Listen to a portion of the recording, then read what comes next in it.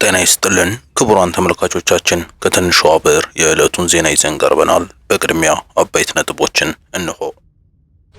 ከሁለት ወገን የኢሳያስ መንግስት የሚታገል ጦር ተዘጋጅቷል ተባለም። ሁለቱም መነሻቸው ከኢትዮጵያ ነው። ዛሬ በይፋም ለኢትዮጵያ መንግስት እንዲያግዘው ጥሪ አቅርበዋል። ስለ ሁለቱም የኤርትራ መንግስትን ለመጣል ስለሚታገሉት ኃይላት በመረጃችን ነግራቸዋለን። የኤርትራም የደህንነት አመራሮች፣ ወታደራዊ ባለስልጣኖች ለኢሳያስ አፈወርቂም ያቀረቡት ኤርትራን ወቅታዊ አቅም፣ ወታደራዊ ቁመና የሚገመግም ሰነድ በእጃችን ገብቷል። ይህንን በመረጃችን ነገራቸዋለን።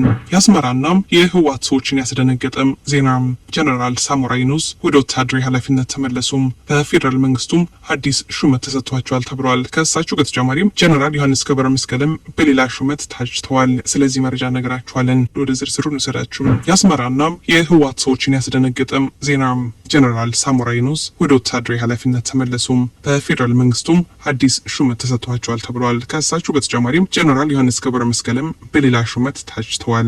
የወታደራዊ ምንጮች መረጃ እንደሚያሳየው ሁለቱም ጀነራሎች ጀነራል ሳሞራ የኑስና ሌተናንት ጀነራል ዮሐንስ ገብረ መስቀል በአፋር ክልል በሚገኘው የመከላከያ ማዝዣ ውስጥ ሰራዊት እንዲያደራጁና እንዲያዘጋጁም ኃላፊነት ተሰጥቷቸዋል ተብሏል። ጀነራል ሳሞራና ጀነራል ዮሐንስ ገብረ መስቀል በቀጣይ ኢትዮጵያም ወረራና ትንኮሳ ቢደርስባት እንዴት መከላከል ትችላለች በሚለው ጉዳይ ላይ ሀገርን መከላከል ላይ ያተኮረ ነው ስልጠናውን በመስጠት ላይ ይገኛሉ የተባለው። መረጃውን ያደረሱን ምንጮች እንደሚሉት በተለይ ጀነራል ሳሞራ የኑስ በኢትዮ ኤርትራ ወቅት በነበረው ጦርነት ጊዜም የኢትዮጵያ መከላከያ ሰራዊት ከኤርትራቸው ጋር የነበረውን የጦር እንቅስቃሴም እንዲሁም ኢትዮጵያ እንዴት በጦርነቱ የበላይነትን እንደያዘች ማጥቃትና የበላይነቱን መቆጣጠር እንዴት እንደሚቻል ሰፊ ስልጠና እየሰጡ ነው ተብሏል። በሁለት ወገን የኢሳያስ መንግስት የሚታገል ጦር ተዘጋጅቷል ተባለም። ሁለቱም መነሻቸው ከኢትዮጵያ ነው። የቀይ ባህር የአፋር ነጻ አውጪው ዛሬ በይፋም ለኢትዮጵያ መንግስት እንዲያግዘው ጥሪ አቅርቧል። የተከበሩ ኢብራሂም ሃሩን የቀይ ባህር ታጋዮች ፊታውራሪ መሪ ናቸው። ኤርትራ ለኢትዮጵያም ጥል የሆኑ ኃይሎችን ድጋፍ እያደረገች መሆኑ ይታወቃል።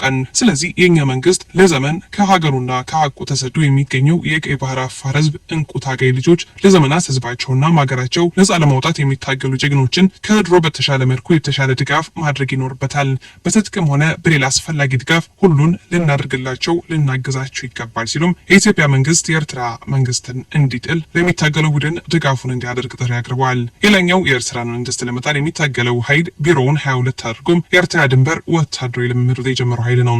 ብርጌድ ንሓመዱ ወታደራዊ ስልጠና መጀመሩን ይፋ አድርጓል። የኤርትራው ተቃዋሚ እንቅስቃሴ ብርጌድ ንሓመዱ ከሰሞኑ በኢትዮጵያ ውስጥ ለሚገኙ አባላቶቹም ወታደራዊ ስልጠና መስጠት መጀመሩ ተሰምቷል። እንቅስቃሴውን የሚመሩት ግለሰቦች በአዲስ አበባ ጽህፈት ቤት መክፈታቸው የተሰማም ከጥቂት ወራት በፊት ነበር። ቡድኑ የካቲት 2017 በአዲስ አበባ የከፈተውን ቢሮን ለወታደራዊ ማዕከላዊ ጽህፈት ቤትነት የመጠቀም እቅድ እንዳለው ባሳለፍነው ሚያዝያ ወር አሳውቆ ነበር። ብርጌድ ንሓመዱ በቅርቡም በኢትዮጵያ ሁለት ቦታዎች ወታደራዊ ስልጠና መጀመሩ ተሰምቷል። ቡድኑ ወታደራዊ ስልጠና የጀመረባቸው ቦታዎች ግን ሚስጥራዊ እንደሆኑ ነው የተነገረው። የኤርትራም የደህንነት አመራሮች፣ ወታደራዊ ባለስልጣኖች ለኢሳያስ አፈወርቂም ያቀረቡት ኤርትራን ወቅታዊ አቅም፣ ወታደራዊ ቁመና የሚገመግም ሰነድ በእጃችን ገብቷል። ከአስመራም ያመለጠው ይህ ሰነድ ኤርትራም ከኢትዮጵያ ጋር ብትገጥም ያላትን ወቅታዊ ወታደራዊ ቁመናን ህንተው አድርጎም በዝርዝር ያስቀመጠ ነው። ኤርትራኖችን ፍርሃት ውስጥ ያስገባውና የሀገራቸውን ወታደራዊ አቅም እስከምን ድረስ ብለው የገለጹበትን፣ አንጻሩም ደግሞ የኢትዮጵያን ወታደራዊ ቁመናን ጦርነቱም በምን አቅጣጫ ሊሄድ ይችላል እስከምን ሊያደርስ ይችላል በሚል በስፋት የቀረበ ነው። ባለሶስት ገጹም የጥናት ሪፖርት እጃችን ስለገባው ሰነድ በስፋት እነግራቸዋለን። የመጀመሪያው የሰነዱ ክፍል ኤርትራም ለጦርነቱ እንደተዘጋጀችና በኢትዮጵያና ኤርትራ መካከል ጦርነት አይቀሬ መሆኑን ይገልጻል። ጥናቱ በደፈናው ኤርትራ በጦርነቱ ባትሳተፍ የባሰ ሽንፈት ነው በሚል ነው እንጂ በተቀናቃኙ ኢትዮጵያም የበላይነት እንደተያዘባት የሚጠቁሙ መረጃዎች ያሉት ነው። ጥናቱም ክፍተትን ያሳያል በሚል የተዘጋጀ እንደመሆኑ በአብዛኛው ክፍሉም የኤርትራን ድክመትና የኢትዮጵያን ጥንካሬም ለማሳየት ሞክሯል። ለጦር ከፍተኛ አመራሮች ብቻም እንዲተላለፍ ተብሎ የተላከው ይህ መረጃም ጦርነቱ በፉል ስኬል ወይም በሙሉ አቅም የሚከናወን ከሆነም ኤርትራም በውጊያው ለረጅም ጊዜ ለመቆየት አቅም እንደሌላት ይገልጻል። አደገኛ ሽንፈትም ሊደርስብን ይችላል ይላሉ። የመጀመሪያው ኤርትራ ከኢትዮጵያም ፈተና ሊገጥማት ይችላል ብለው ያነሱት የህዝብ ቁጥርን ነው። በህዝብ ብልጫም ኢትዮጵያ በሰፊ ልዩነት ኤርትራን የምትበልጥ መሆኑ በውትድርናውም ተጽዕኖዋ የጎላ ሊሆን ይችላል። ኢትዮጵያም ከ130 ሚሊዮን በላይ ህዝብ አላት። ኤርትራ ደግሞ 6 ሚሊዮን ህዝብ ብቻ ነው ያላት። ይህም ለረጅም ጊዜም ለሚካሄድ ጦርነት ኢትዮጵያ የበላይነቱን እንድትይዝ ያስችላል። ክቡራን ተመልካቾች ለሰዓቱ ያዝናቸው መረጃዎች በዚሁ አበቁ።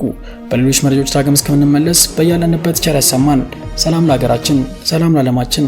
ኢትዮጵያችን ለዘላለም ትኑር።